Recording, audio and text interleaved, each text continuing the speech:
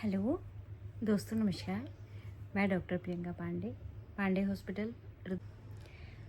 आपके तरह तरह के सवाल, हर तरीके के सवालों का जवाब आज छोटे मोटे शब्दों में देना चाहूँगी।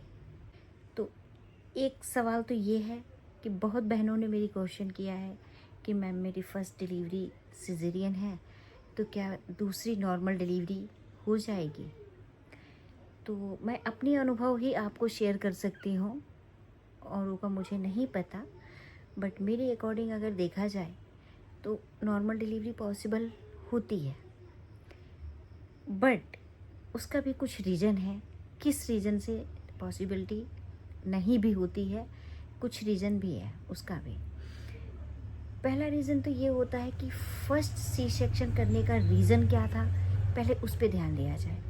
अगर फर्स्ट सी सेक्शन बच्चेदानी का मुंह लाख कोशिश करने के बाद भी, बहुत समय तक वेट, पूरे महीने तक इंतज़ार करने के बाद भी, लेबर पेन स्टार्ट होने के बाद भी अगर बच्चेदानी का मुंह सर्विक्स डायलेटेशन नहीं हुआ, तो उस रीज़न में सी सेक्शन हुआ होगा।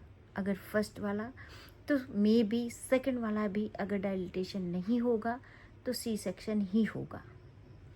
लेकिन कभी कभी फर्स्ट सी सेक्शन जो है उसमें क्या होता है कि सी सेक्शन करने का रीज़न मेकोनियम पास का होना हो जाता है, अचानक बच्चे की हार्ट बीट ज़्यादा हो जाना या कम हो जाना।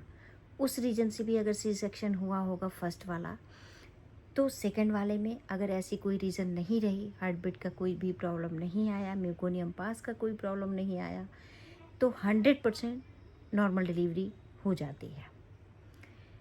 लेकिन उसी कंडीशन में नहीं होती जबकि डायलिटेशन नहीं होता है। तो बाकी अगर आपने 9 महीना अच्छे से दिखाया है, रूटीन चेकअप फॉलोअप किया है, पूरी 9 महीने की गर्भावस्था के दौरान आपने एक्सरसाइजेज वगैरह किए हैं, प्रॉपर डाइट मेंटेन किया है, फिजिकल वर्क मेंटेन किया है, तो आपकी नॉर्मल डिलीवरी होने की पॉसिबिलिटी बढ़ जाती है।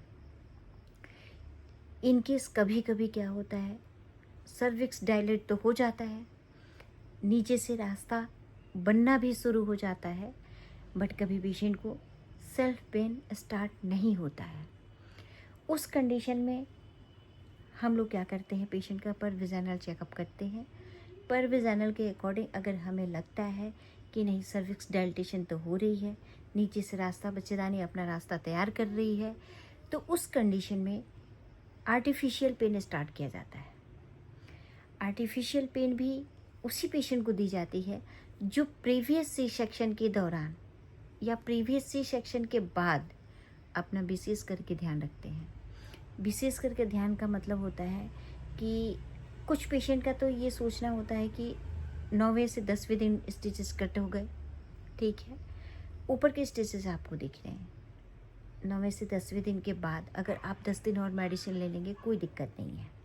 10 से 15 दिन में अपर स्टिचेस जो होते हैं वो 100% ठीक हो जाते हैं, बट जो इंटरनल लेयर होते हैं वो ठीक नहीं होते, और उसको हम अपने नज़रों से नहीं देख पाते हैं, ना आपको दिखा सकते हैं। इसलिए हमारा मानना होता है कि आफ्टर सी सेक्शन स्टिचेस कटने के बाद भी आप कंटिन्यू 1 महीने तक मेडिसिन और डाइट अपना विशेष करके ध्यान दें। डाइट पे तो आपको 6 महीने साल भर तक ध्यान देना पड़ता है, लेकिन मेडिसिन के लिए आयरन की, कैल्शियम की, विटामिन्स की, मिनरल्स की, एंटीबायोटिक की, ये उसी का रीज़न रहता है कि 9वें महीने में जब आपको लेबर पेन स्टार्ट होता है और आप नॉर्मल डिलीवरी का ट्राई किए होते हैं, कर रहे होते हैं, तो पुराने टाँकों पे कोई इफ़ेक्ट नहीं आता है और आपकी नॉर्मल डिलीवरी 100% सक्सेस होती है। मैंने तो कई ऐसे डिलीवरियाँ की होंगी जिनकी नॉर्मल डिलीवरी पहले हुई है और सेकंड होता है, तो हमें ये नहीं है कि डिग्री ही लेना है कि हमने नॉर्मल डिलीवरी ही करके देने हैं, जी नहीं। तो और कई ऐसी डिलीवरियाँ भी किया है जिनके पहले के 2 सिजेरियन हैं और तीसरा नॉर्मल डिलीवरी हुई है, और बेबी वेट भी लगभग 4 kg तक 3+ में सभी बेबियों को मैंने डिलीवर्ड किए होंगे। और मैं आप लोगों की इस डिमांड पे शायद आगे कोशिश करूँगी कि वो पेशेंट अगर रूटीन, उस समय मैं सोशल मीडिया पे, मेरा कोई भी यूट्यूब चैनल नहीं था कि मैं आपको उस चीज़ का एक्सप्लेन कर सकूं, लेकिन मेरी कोशिश रहेगी कि वो पेशेंट अगर री चेकअप के लिए कभी हमारे हॉस्पिटल आएंगे तो मैं ज़रूर आप पे फीडबैक डाल के चैनल पे अपलोड ज़रूर करूँगी। By face by name video रहेगा, आप देखेंगे और पूछेंगे, ठीक है। मेरी कोशिश रहेगी कि आपकी हर सवालों का जवाब जैसे मुझे समय हो उस हिसाब से मैं आप तक ज़रूर पहुँचाऊँ। आगे अगर मेरे फीडबैक में पता करेंगे तो लोग यही कहेंगे कि हाँ, पांडे हॉस्पिटल में 99% नॉर्मल डिलीवरी ही की जाती है, बट सिजेरियन भी होता है, मैं ये नहीं कह सकती कि नहीं होता है। कोशिश होती है कि नॉर्मल निपट जाए तो बहुत अच्छी बात है, लेकिन जहाँ जान मान पे खतरा आता है, जहाँ बच्चे के ऊपर इफ़ेक्ट आता है, उस चीज़ को नॉर्मल नहीं ट्राई किया जाता है। और हमें रिज़ल्ट 100% सेफ़ देने की कोशिश होती है। हमारी जो कोशिश होती है वो 100% रिज़ल्ट सेफ़ देना होता है। ये नहीं है कि हाँ डिलीवरी नॉर्मल ही देनी है। जब तक सब कुछ अच्छा लगता है, सब कुछ सही रहता है, तब तक ट्राई की जाती है और रिज़ल्ट भी मिलता है, ठीक है। लेकिन कुछ बहनें ऐसी हैं कि किसी के कहने पे, बहकावे में तो वो सेकंड टाइम का मूड बना लेती हैं कि मुझे नॉर्मल करना है। बट होता क्या है, जैसे उनको पेन स्टार्ट होता है वो अपने आप को हाथ पैर छोड़ देना, ढीला कर देना, एकदम सपोर्ट नहीं करते। तो उस कंडीशन में नॉर्मल डिलीवरी नहीं हो पाती है, क्योंकि नॉर्मल डिलीवरी करने के लिए डॉक्टर को पेशेंट का सपोर्ट चाहिए और पेशेंट को भी डॉक्टर का सपोर्ट चाहिए। तो मैं तो अपनी पूरी कोशिश करती हूँ कि मैं अपने पेशेंट को सपोर्ट करूँ, बट कुछ पेशेंट ऐसे होते हैं जो सपोर्ट करना नहीं जानते।